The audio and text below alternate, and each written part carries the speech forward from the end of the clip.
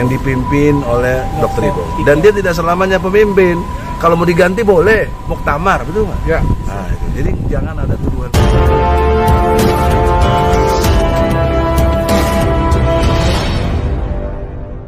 Assalamualaikum, saya Dr. Ipong Henry Putra, Ketua Umum PITI, Persaudaraan Islam Tionghoa Indonesia. Hari ini saya diundang ke Krimum Polda Metro untuk mengadakan mediasi terhadap masalah PITI. Lanjutannya mungkin saya sudah kuasakan kepada Kepala Divisi Hukum PITI, Pak Profesor Dr. Egy Sujana, mungkin beliau yang jelasin hukumnya bagaimana. Ini surat kuasanya jelas, intinya ada beberapa hal. Satu, bahwa dalam konteks hukum itu harus dilihat peristiwa. Peristiwa hukum itu menyangkut fakta. Faktanya PITI, persaudaraan, itu dulu namanya persatuan. Ya. Tapi mengajukan pakai nama persatuan tidak dimungkinkan oleh Menkumham karena itu hak kenegaraan, tidak boleh pakai diksi persatuan.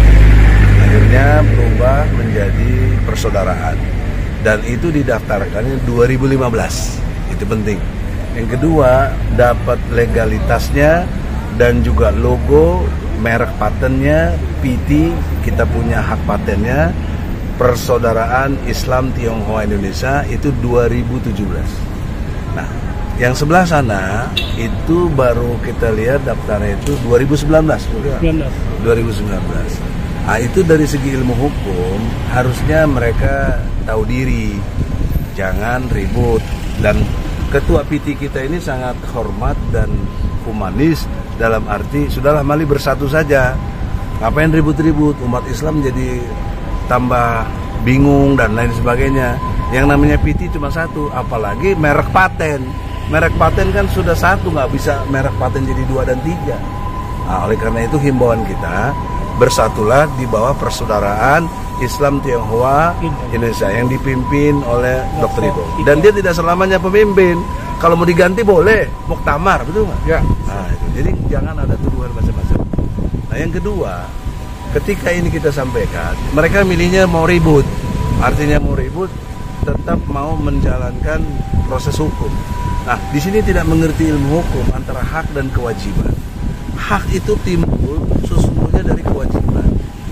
Nah, kewajiban itulah akar dari awalnya hukum yang menimbulkan hak. Nah, dia tadi berkila ini hak kami dong. Hak apa? Kewajiban dia harusnya tunduk kepada peristiwa hukum yang mana PITI ini lebih dulu, kok dia bilang punya hak. Haknya mana? Nah, inilah tadi perdebatan sampai situ. Nah, dan polisi akhirnya nanti akan gelar perkara. Dan saya ajukan juga di sini ikut gelar perkara juga.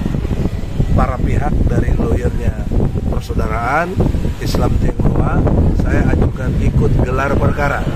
Dan supaya polisi, ini harapan saya nih, lewat mediasi ini harusnya sampai ke pemimpin di polisi ini, stop kasus ini, dan yang berhak untuk memakai nama PITI hanyalah Dr. Ipong. Karena itu yang sesuai dengan urutan surat, urutan pengakuan dari Menkumham. Sampai di sini jelas? Dalam kasus ini gitu. Oh, dalam kasus ini dia digugat atau bukan digugat, dilaporkan, ya Pak ya? Dilaporkan.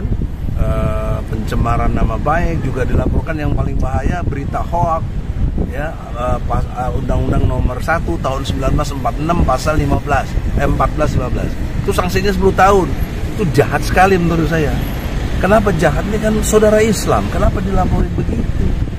Kenapa nggak kita musyawarah? Di situ ya saya kecewa, teman-teman persatuan pakai nama persatuan tapi gayanya memecah belah gitu. Tadi saya bilang depan polisi, kalau kalian memang mau ribut, saya paling senang ribut, ayo kita ribut. Tapi saya tidak mau begitu. Udah selesai lah, udah tua aku ribut udah ya. Lebih damai-damai lah, Islam kok begitu. Nah, tapi dia tetap berisi keras mau ribut, ya silakan kita pakai hukum aja. Ya, saya kira begitu. Kak, bisa diceritakan sedikit nggak Pak kronologi singkat awal laporan ini sampai dilapornya? Biar orisinil kronologis ceritanya. Gimana? Untuk Ipong bisa sedikit aja. Mungkin saya mewakili Pak Ipong. Kau Mas Piti. Saya Humas Piti juga. Humas Piti. Nama saya Rudi. Intinya bahwa Pak Ipong itu diangkat sekjen sejak tahun 2012 sama Anton Medan. Dan Anton Medan meminta sama Pak Ipong untuk pengurusan legalitas PT. Sejak tahun 2015 Pak Ipong sudah melakukan legalisasi kepengurusan. Tapi kebentur oleh Permen Hukum tahun 2014 yang menyatakan bahwa tidak boleh ada organisasi di luar pemerintahan menggunakan kata persatuan. Sehingga akhirnya Pak Ipong mendapat legalitas yang diminta oleh sama Anton Medan almarhum menjadi PT Persaudaraan Islam Tionghoa Indonesia. Nah, di situ Pak Ipong tetap berharap kepada seluruh PT Persatuan itu bisa kumpul bareng gitu kan. Tapi nggak taunya ada orang-orang tertentu yang memang nggak suka sama Pak Ipong gitu kan. Dia ingin memecah belah PT menjadi dua gitu kan. Karena dia melihat bahwa Pak Ipong ada di PT Persaudaraan gitu kan. Nah, persoalan masalah legalitas itu sudah diatur sama Pak Ipong. Bahkan Pak Ipong membuat satu video bahwa Pak Ipong mengatakan pada zamannya ya itu PT tidak memiliki legalitas. Nah, video ini yang dilaporkan sama mereka bahwa Pak Ipong memberikan fitnah bahwa PT Persatuan tidak memiliki legalitas. Padahal mereka pun sebenarnya seperti yang Pak Egi bilang, ini merupakan satu kesalahan. Kalau kita lihat ada Undang-Undang Ormas tahun 2017 yang menyatakan bahwa tidak boleh ada organisasi yang sama, baik nama dan logonya. PT Persatuan, Persaudaraan itu sama. Karena PT Persatuan berubah menjadi Persaudaraan. Tapi ada oknum-oknum tertentu yang memaksakan bahwa PT harus berbeda, harus sama seperti namanya. Nah, ini persoalan bahwa PT Persaudaraan itu sudah sah, diakui oleh Kementerian Hukum bahwa sudah ada ahunya. Dia menyatakan bahwa PT tahun 2017 sudah sah.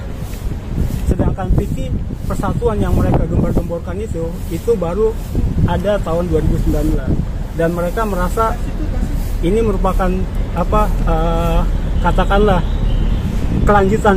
Tapi sebenarnya ini adalah sesuatu yang bertentangan karena ketua umumnya yang kemarin terpilih Dr. Serian ini itu adalah awalnya wakil ketum PT Persaudaraan.